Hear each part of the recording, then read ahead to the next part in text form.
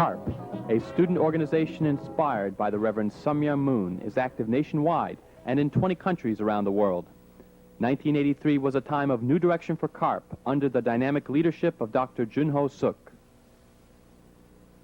There are many different activities of CARP. CARP publishes the World University Times, a nationwide student weekly, formerly the World Student Times.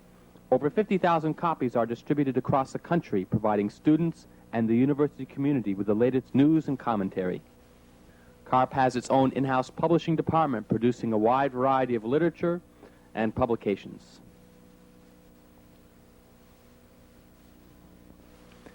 A new project for CARP in 1983 are video centers. Located near major university campuses, CARP video centers provide a unique opportunity to study unificationism and related topics. Featuring modern video equipment, these facilities provide a warm atmosphere where students can drop by after classes and listen to a pre-taped series of lectures at their own pace. Local CARP chapters actively sponsor guest speakers on their campuses. CARP educational programs encourage stimulating discussion and the free exchange of ideas along different segments of the university community. The International Black Student Alliance, IBSA, is another project of CARP begun in 1983. IBSA is concerned with the development of future black leaders and the promotion of racial harmony. Through confronting the problem of racism, IBSA conferences strive to heal the wounds racism has caused in our society.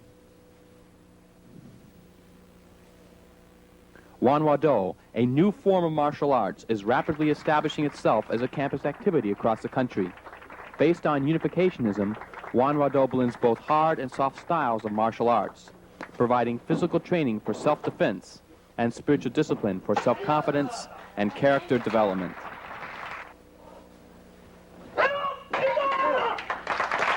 Founded by Dr. Suk, Wanwado clubs have been formed on 10 campuses, and 4 dojons were created in 1983. In the summer of 1983, CARP sponsored regional workshops on unificationism and the martial arts at 5 locations across the country. Lasting between 5 and 7 days, these seminars gave participants a more in-depth understanding of unificationism as well as an intensive training in Wanwado.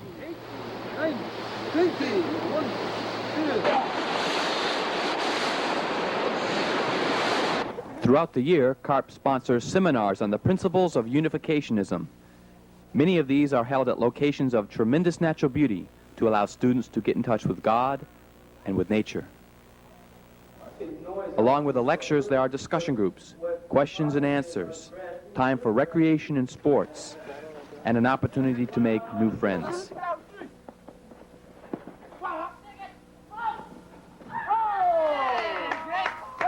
These seminars are held locally and on a regional level, lasting from 2 to a 21-day workshop seminar. The Unificationism and Martial Arts Tour was an important activity of CARP in 1983.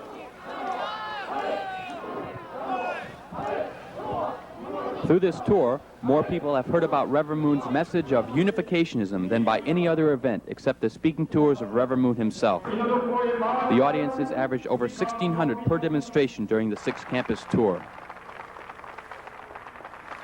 February 1983, Boston, Massachusetts.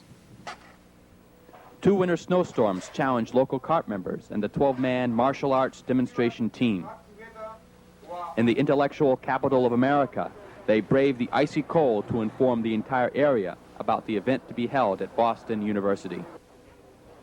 Their diligence and perseverance was well rewarded as a near-capacity crowd filled Sargent Gymnasium. The highlight of the Unificationism and Martial Arts tour was the address by Dr. Suk on Unificationism.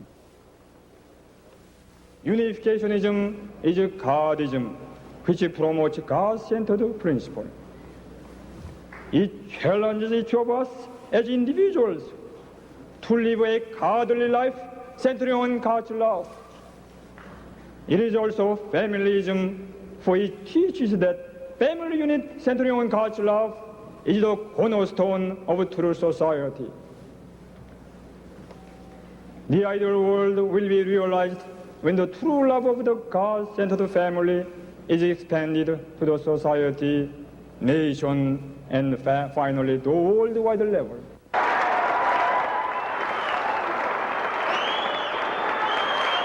Throughout the entire tour, Dr. Suk's message was well received. However, Boston was only preparation for an even greater challenge. That was the University of California at Berkeley. Sproul Plaza, Berkeley, California. The University of California at Berkeley has had a reputation for radicalism dating back to the 1960s. It is ironic that at the place where the free speech movement was born, speakers who do not proclaim the popular leftist ideas are regularly shouted down.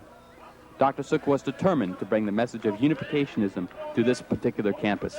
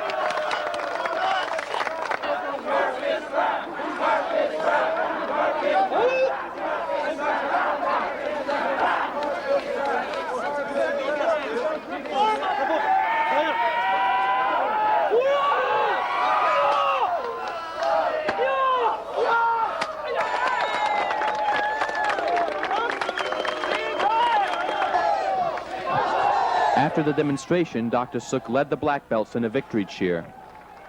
Throughout the entire performance, the leftists had heaped verbal abuse on Dr. Suk, but he surprised them when he walked into the crowd offering the hand of friendship in the spirit of love and forgiveness.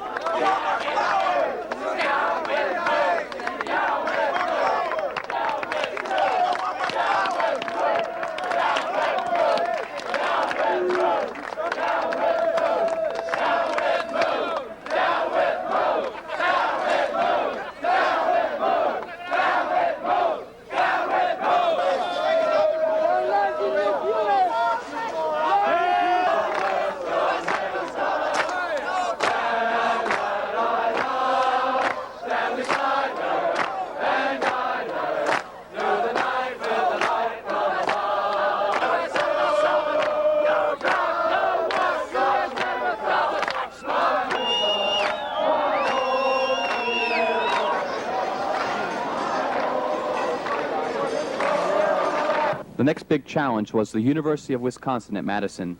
The University of Wisconsin has a reputation for radicalism that even exceeds Berkeley. In the past, CARP members have been constantly harassed, sometimes even physically assaulted.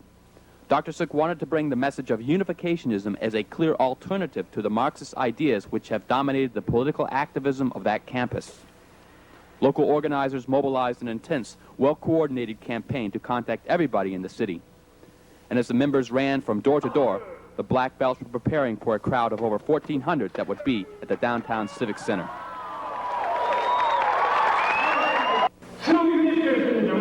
I found real problem of this world is not the social system or political system or economic system, but actual problem, real problem lies within myself, within yourself, within man himself, within ourselves. In contrast to the past, when CARP programs had been rudely disrupted, there was not a single disturbance in the large crowd. Upon discovering that the leftists were planning a rally celebrating the fall of Vietnam, CARP immediately organized a counter-demonstration against communist genocide one day after the Martial Arts Festival. A large crowd of over 700 gathered at a rally which featured former Black Panther Eldridge Cleaver. What was left to say about this day in Poland, where they have him in jail this morning, where they have the whole Polish nation? Are you people who are running around here talking about movies off the campus and all that stuff? You can forget about it. Forget about that. Because we're not going anywhere. And we're going to turn this whole country around. And we're going to turn you around. Because you are Americans. If you believe in freedom, then you have is the last obstacle to stand between communism and complete control of the world. At Ohio State University, the largest single campus in the country, Dr. Suk spoke to an audience of 1,400 at Mershon Auditorium. Many students remained after the demonstration to get free lessons in self-defense techniques and to meet the black belts.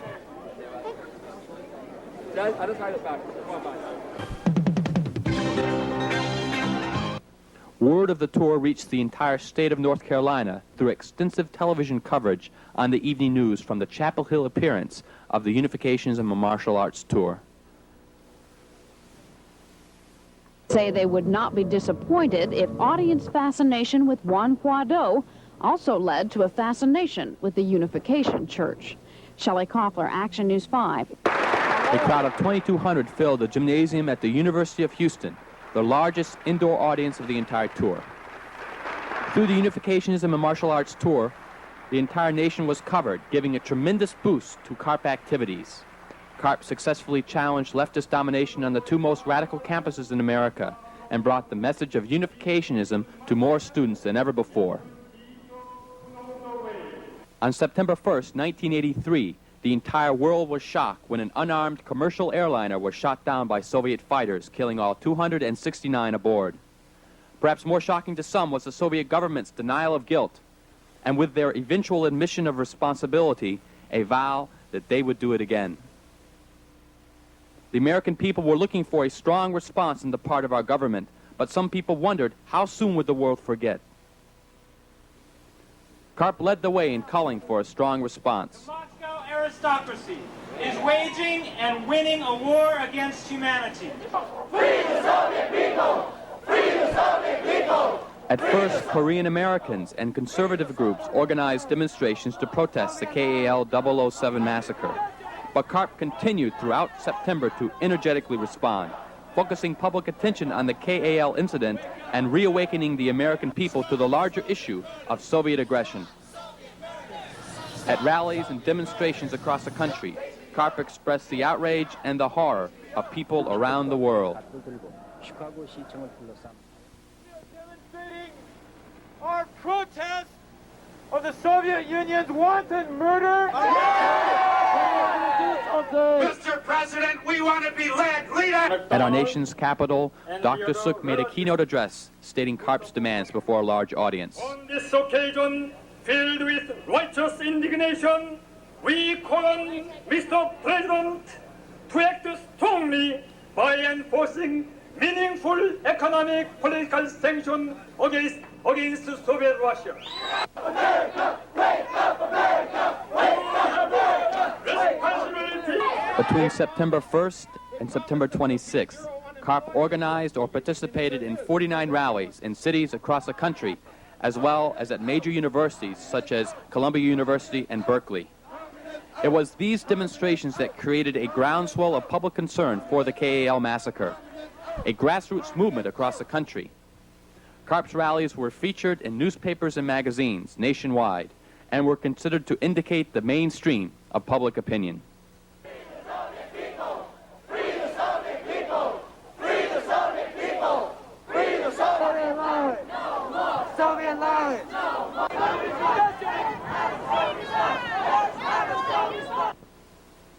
CARP rallies were reported not only in the newspapers, but on television as well. Clearly, the president's response did not go far enough to please some of his more conservative supporters, such as these members of the Unification Church who demonstrated at the UN today. The admission on East 67th Street, and their Russian leaders were burned in effigy. Overall response.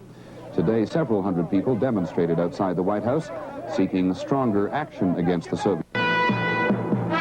This is ABC News Nightline. Here in this country, a Soviet freighter floats in the port of Houston to a chorus of protesters from dockside. They don't want the Russian ship there. And the first thing I want to say is I think that ship over here in the harbor ought to go back where it came from. On October 19th, CARP sponsored a memorial service at the United Nations. 269 balloons were inscribed with the names of the victims of KAL Flight 007. Over 15 organizations were represented at the service, led by New York CARP Director Esteban Galvan, including a special representative from New York Governor Mario Cuomo. As you know, the governor has expressed his outrage on this act that took place in August of 1983. The final address was given by CARP Assistant National Director Mr. Howard Self. And we will not forget the 269. We will tell the families of those victims, we will never forget. We will tell the nations of the free world, we will never forget. We will tell the Soviet Union itself, we will never forget what you have done, and we will never rest until justice has been brought about in this matter and in the matter of millions of others who have died in the onslaught of communism in the last 66 years. At the conclusion of the memorial service, the 269 balloons were released in silent memory to the passengers of Flight 007.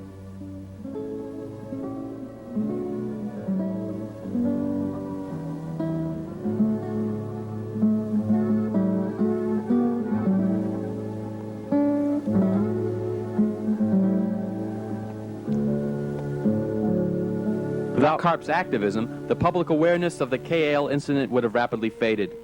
Almost single-handedly, CARP was responsible for mobilizing public opinion to an unprecedented degree.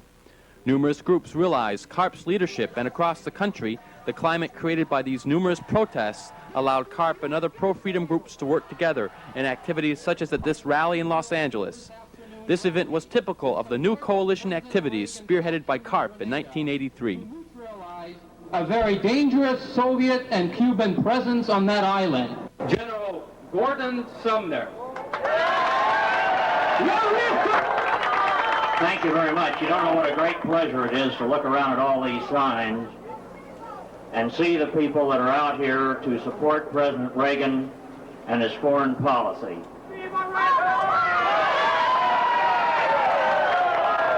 I've been to so many of these meetings around the world where the signs were going the other way, and so was American security down the drain.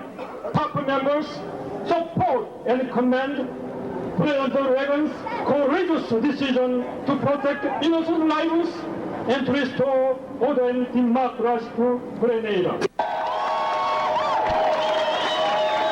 On November 20th, leftists planned demonstrations across the country to build momentum for a new coalition against U.S. foreign policy. But behind the specific issue of Central America, the organizers were promoting their own solution for the world's problems: Marxist revolution. Across the country, leftists tried to mobilize press and public support for their views, such as at this rally in Los Angeles. But in most major cities, CARP was there with a different perspective. What we found held in Grenada after the U.S. went in, it's clear that Cuba had very strong ambitions in Grenada and throughout the Caribbean basin. The same pattern is being established in Nicaragua. A similar rally here in Houston by the Committee to Oppose U.S. Intervention in Grenada ended in a rally at Emancipation Park at the corner of Dowling and Elgin. There it attracted a counter-demonstration by anti-communists and the Collegiate Association for Researcher Principles. The left had planned for the major national event to be a rally and march in Washington, D.C. to draw worldwide media attention to their cause. The march organizers had reserved all possible rally sites in order to prevent counter-demonstrations by pro-American groups. CARP members staged a sit-in on Pennsylvania Avenue in front of the White House, halting the march for 45 minutes. This nonviolent action made the dramatic statement that Soviet imperialism is the real threat to world peace.